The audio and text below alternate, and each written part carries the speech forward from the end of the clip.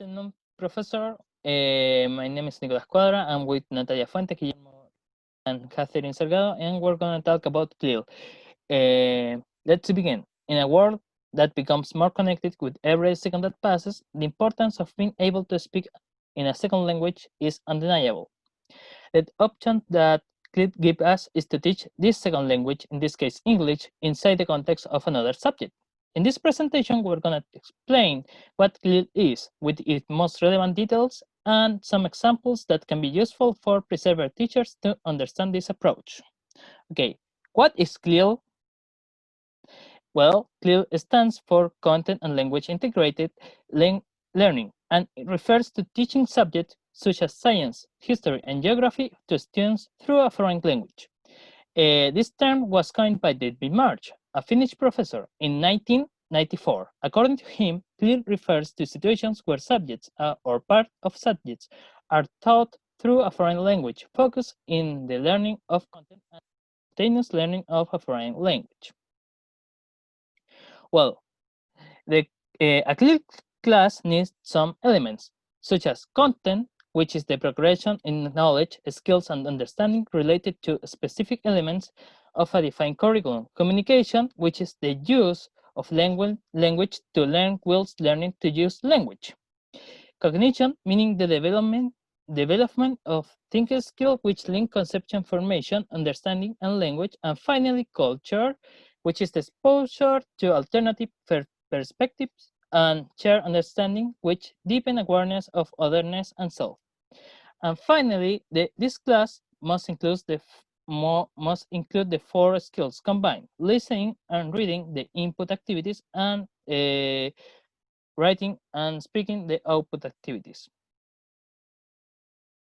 Now let's talk about characteristics of a CLIL lesson. Integrate language and skills and receptive and productive skills.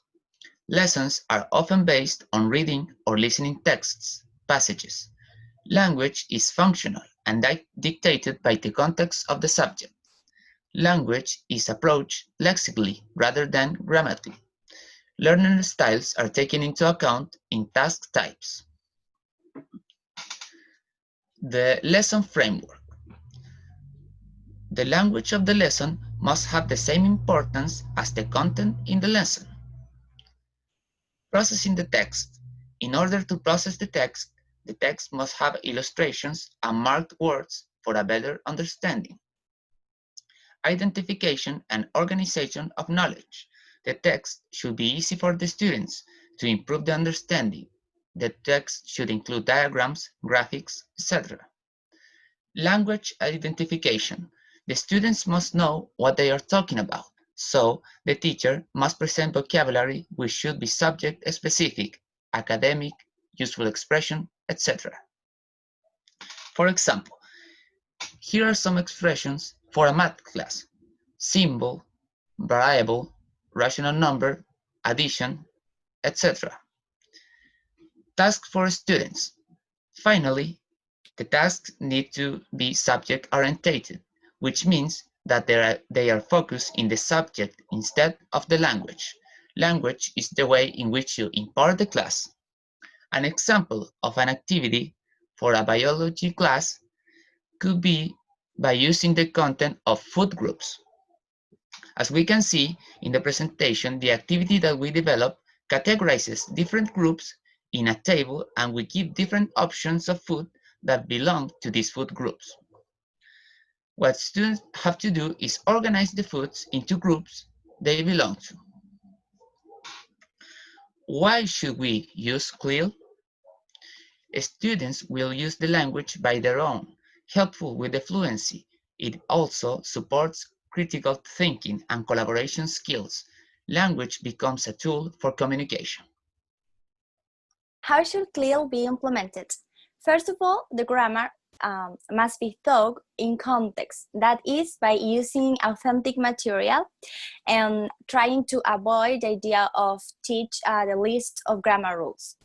Secondly, the students have to have the chance to express themselves, to talk about with the other students, and the teacher shouldn't interrupt that interactions.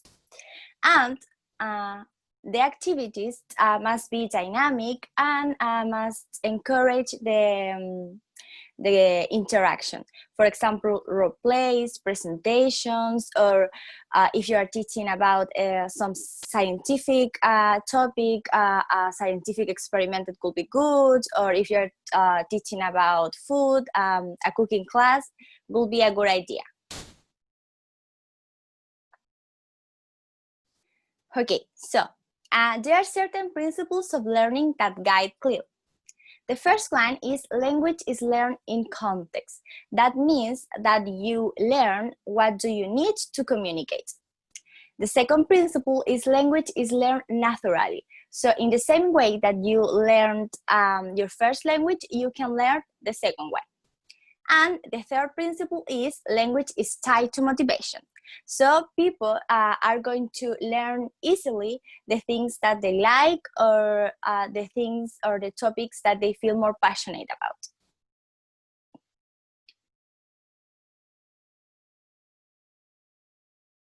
And here we have some advices for a more effective CLIL class. The first advice is choose a meaningful and interesting topic. So the topic must be interesting for the students and should provide you enough context to teach a language structure. Second one, do not translate. So when do you want to teach a hard word or a hard expression, try to use repetitions and gestures. And a good idea is to write the keywords on the board for the students to see the words and to remember them.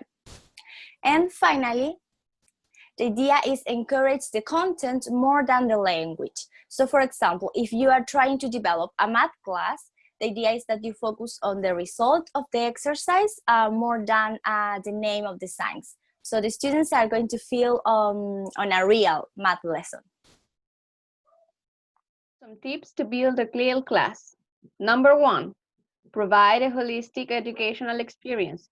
We know that CLIL is a content-driven approach, and this here both extends the experience of learning a language, and here is where it becomes a different language teaching approach.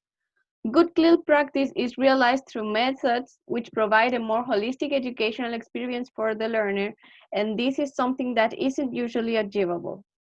Number 2 is scaffolding, because if you haven't considered how to scaffold the content that your students are learning, there is a good chance that you are going to leave behind more than a few of them.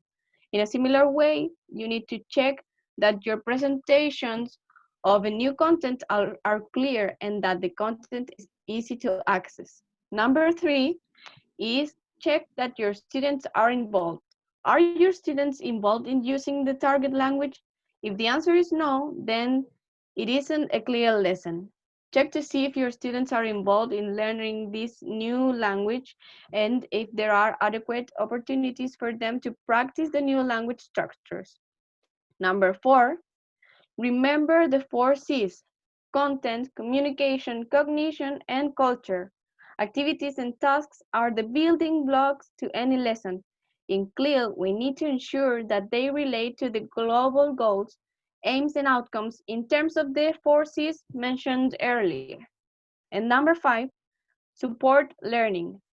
Successful CLIL lessons support learning, and to do this in the most effective way, the only way to do this is by analyzing the content and cognition for potential difficulties.